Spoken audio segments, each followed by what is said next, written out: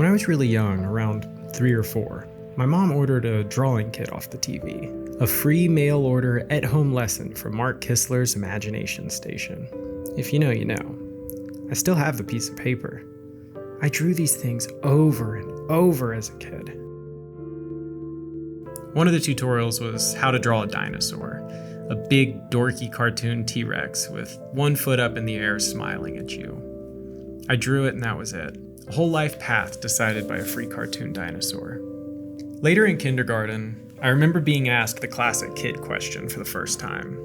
What do you want to be when you grow up? I had 3 answers.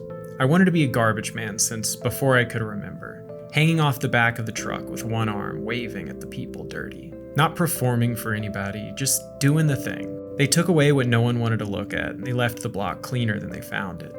They looked free and frankly cool as hell. I wanted to be a doctor because my grandfather was one.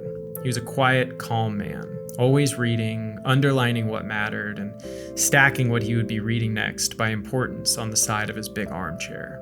He didn't say much, so when he did, he made it seem important. He cared. He served his community, and people walked out of his office better than they walked in. I loved that about him. And I wanted to be an artist, for the same reason as the dinosaur. The release, the idea that a thought doesn't have to stay in your head, that you can make it real, and that you can share it, and that you can hand somebody else a feeling that leaves them a little less alone than when you found them. But then you grow up and the world starts telling you how they really think of these jobs. I learned that people don't hold garbage men in very high regard, that they stink, and for some reason people don't like that. I learned that they revere doctors. I learned that my grandfather's whole community depended on him, that he carried a lot. And I learned that service has a quiet weight that nobody tells you about when you're 5. And I learned that the artist starves. I still loved making things. I loved art class. I filled sketchbooks. I learned from the dinosaur and started copying guys like Sean Cliver and Mark McGee, Ed Templeton, the dudes making the art on the bottom of the boards that I worshipped, and the illustrators behind the cartoons and comics that I loved. But somewhere in there, I decided that most of what I was making wasn't art. It was expression maybe, but it wasn't art. I figured out early that I either didn't have the natural talent or the patience to grind out the skill. I loved the expression, but the painstaking practice bored me, like fucking anatomy, man. So I handed down a verdict on myself, not the real deal. Looking back, that was clearly self-judgment, perfectionism dressed up as a verdict. At the time, it felt like a fact, but I think it was just a real fear of putting myself out there, vulnerability. Maybe I just wasn't ready for it yet, but I'm getting ahead of myself. I kept making for years, but I stopped showing anyone. Gone were the refrigerator art days. What replaced them was pages of writing and journal entries, sketchbooks and weird creatures and landscapes, symbols for how I felt. I'd be damned if anyone saw them. I suffered in silence and I made in silence. And when the pages of the sketchbook were full, they went straight into a drawer. So that's where I was standing when I wrapped up my second year of community college.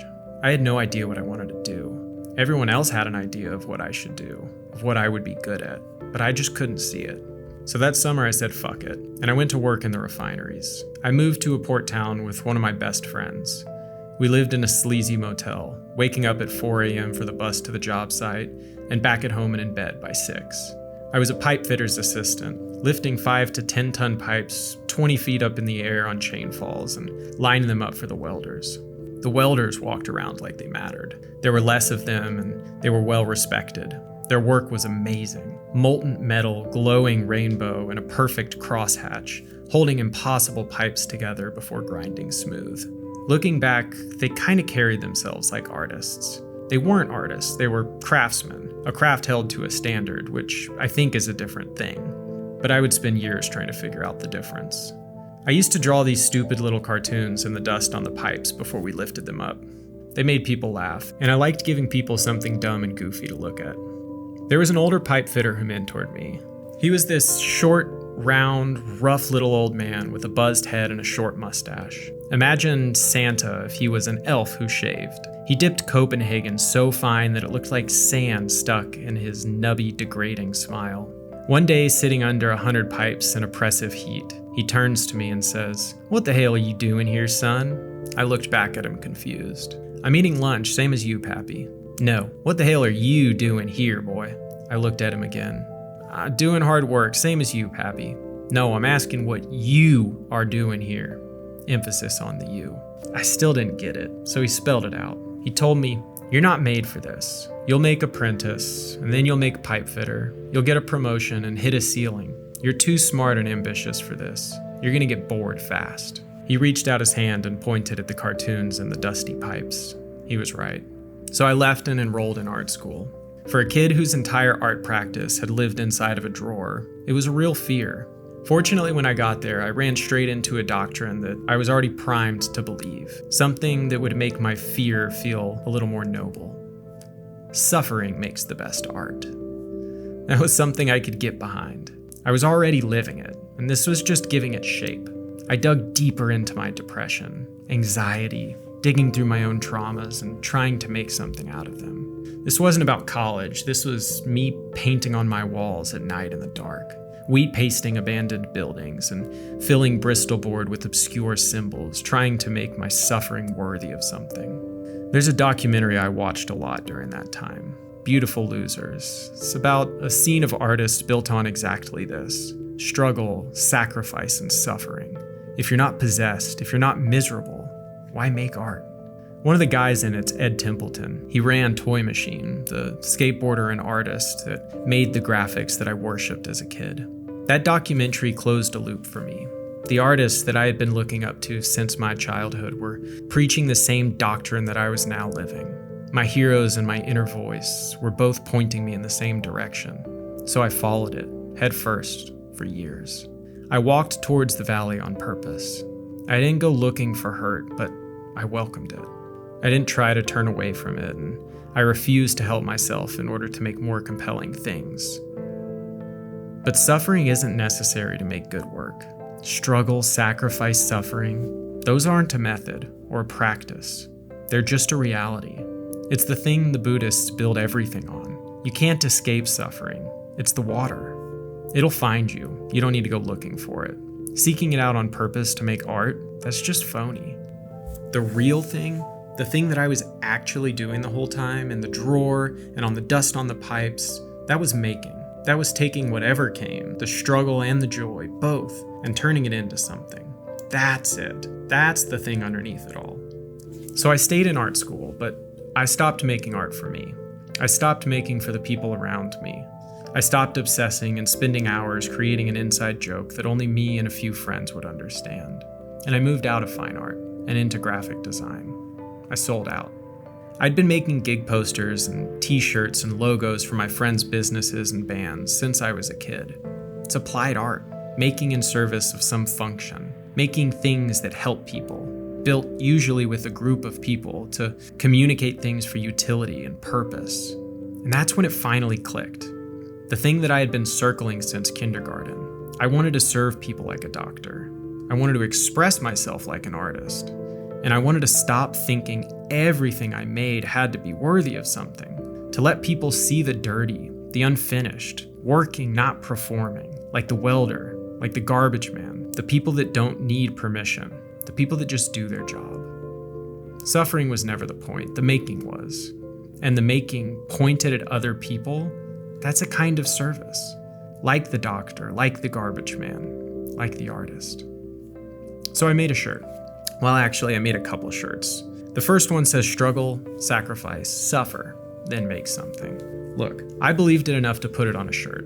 But God, I've been here for so long. I rewrote this 35 times, and somewhere in the middle of trying to get all this out, I talked myself out of it. I sat down to define a doctrine, but by the end, I just couldn't believe it anymore.